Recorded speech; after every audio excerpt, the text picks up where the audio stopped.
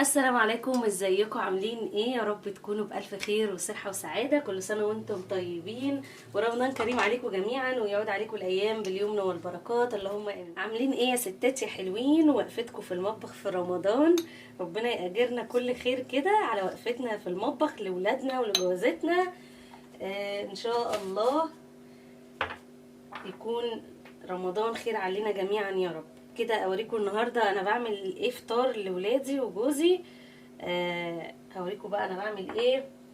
انا كده هتبل الفرخه زي ما انتم شايفين كده، طبعا قطعتها على 8 قطع. انا بحب بقى احط جزر وطماطم والبصل وافرم كل ده مع بعضه، والملح والفلفل. حيقيه كده وظبطي كده الفرخه بتاعتك عشان تديكي شويه شوربه حلوين، وحبهان، ورق لورا.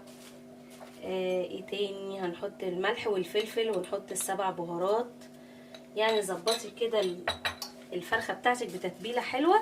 جبتها بقى كده زي ما انتم شايفين في التتبيله، سيبيها بقى شويه كده علشان بس تاكل كده في التتبيله بتاعتها وتطلع لك شويه شوربه حلوين كده. تعالوا نشوف بقى بعد ما نسيبها شويه هنعمل ايه تاني. بعد ما سبتها شويه جبت حله على النار وسخنتها جامد، وبعدين نبتدي ننزل بقى بالفراخ الحلوه دي، نديها صدمه في الحله.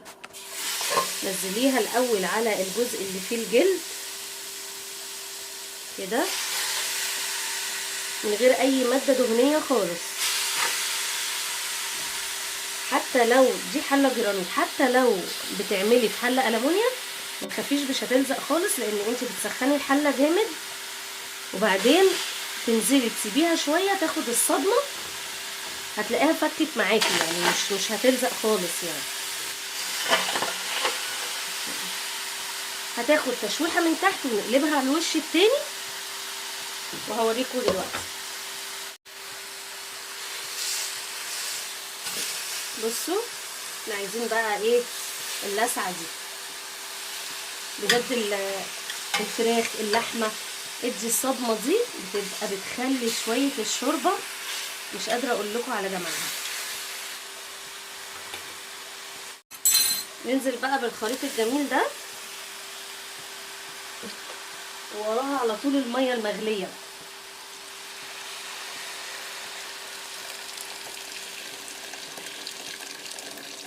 بقى النهارده اعمل بسله وقلقاس. انا بعشق حاجه اسمها قلقاس جدا يا جماعه، تحفه. اكيد كتير ناس زيي. انا هنا هعمل البسله الاول. خرطت بصلايه زي ما انتم شايفين كده، وبعدين نحط بقى معلقه سمنه كبيره او زبده زي ما تحبي، شويه زيت كده صغيرين. تمام، قلبوها كده مع بعض.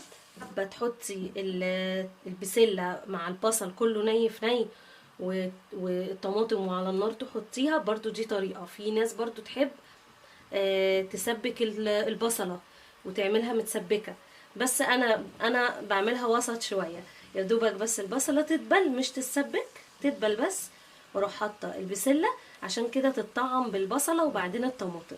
بصوا البصله يا دوبك دبلت مش تصفر زي ما انتم شايفين كده، بيضه زي ما هي. ننزل بقى بالبسله.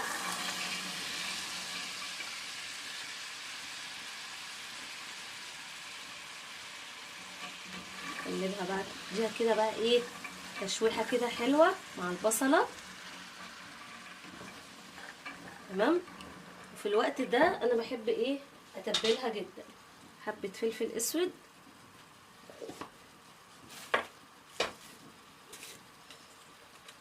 والملح طبعا حسب الرغبه، الكميه اللي تحبيها. حابه تحطي مرق الدجاج حطي، بس انا مش هحط علشان طبعا انا هحط لها شوربه من بتاعه الفراخ. بعد كده انزل بقى عليها بعصير الطماطم.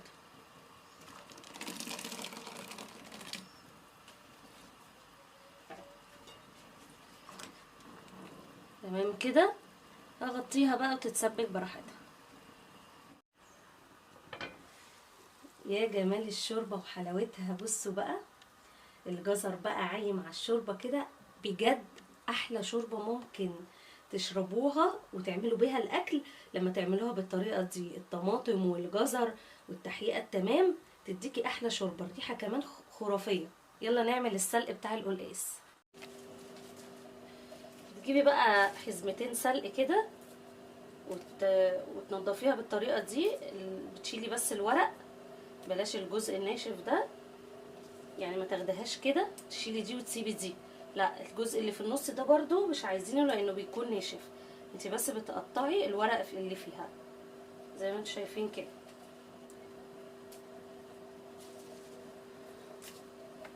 جبت طاسه على النار بعد بقى ما نضفنا السلق زي ما انتم شايفين، غسلناه كويس.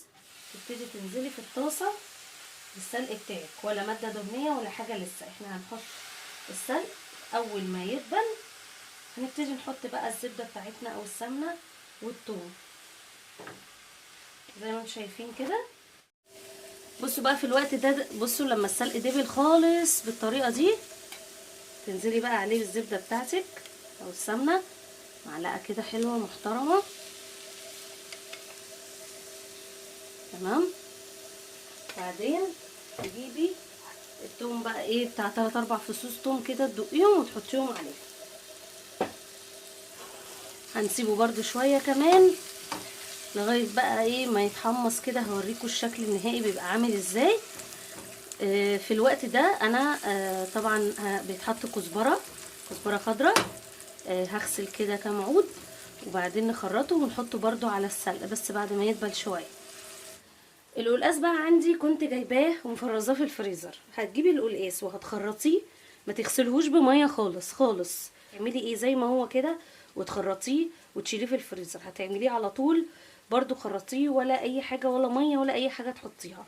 هتجيبي نص ليمونه بس كده وتعصريها عليه، ليمونه كده في القلقاس وخلاص كده. بصوا بقى دلوقتي ايه، هنزل بالكزبره الخضراء كام عود كده، اقلبهم بقى مع السلق. الريحه مش قادره اقول لكم، انتوا عارفين ريحه السلق دي بتبقى عامله ازاي، خطيره خطيره خطيره. هنسيبه كده برضو شويه عشان عايزين لون القلقاس يبقى اللون الجميل الاخضر الجميل ده. كده خلاص البسله قربت تدخل على السوا، بس هنديها كده ايه كام كبشه شوربه. نخليها كده شويه ونقفل عليها ويلا نشوف القلقاس بقى. حطيت بقى الشوربه على النار زي ما انتم شايفين. هنزل بقى بالقلقاس.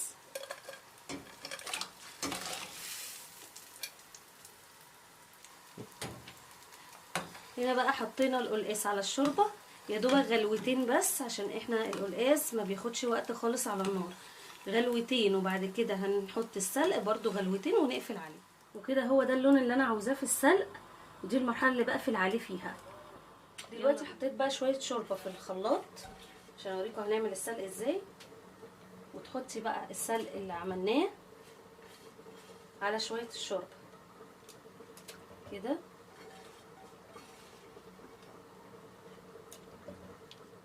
بصوا طبعا بعد ما ضربته ده بقى شكله وده بقى لونه، ما يبقاش بيبقى ولا مفتل ولا الكلام ده. اضربيه في الخلاط مع شويه شوربه يبقى بالمنظر ده.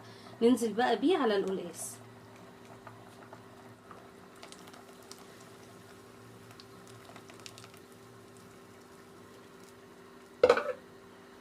شايفين بقى الجمال، ياخد غلوتين كده مع القلقاس ويبتدي بقى تشوفوا اللون الجميل الاخضر الحلو ده، وهيبقى اطعم قلقاس وطريقه حلوه جدا وسهله. بقى انا بحب اعمل الرزايه اللي هي حبايه وحبايه. حمرت شويه رز كده في الزبده والزيت، وبعد ما تحمروا بقى نزيد بشويه الرز. تقليبه بقى حلوه، لازم يتشوح حلو جدا عشان يطلع الرز معاكي مفلفل وجميل. لازم تديله التشويحه الحلوه دي، مش اول ما تحطيه تنزلي بالميه او الشوربه، لا اديله تشويحه حلوه كده عشان تحسي ان هو مفلفل معاكي. بعدين تنزلي بشويه ملح حسب رغبتك بقى، وتقليبه حلوه.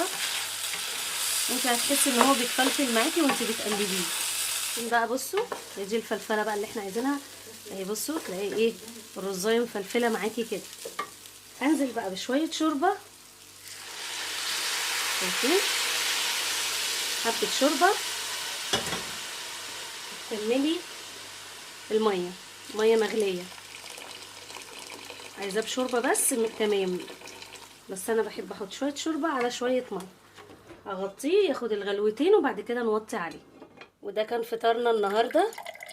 حبيت اوريكم بقى، بصوا جمال القلقاس والبسله الخطيره، مش قادره اقول لكم على الجمال بقى. ريحه القلقاس مفحفحه وحاجه جميله. انا غرفت اهو، خلاص الاذان هيأذن.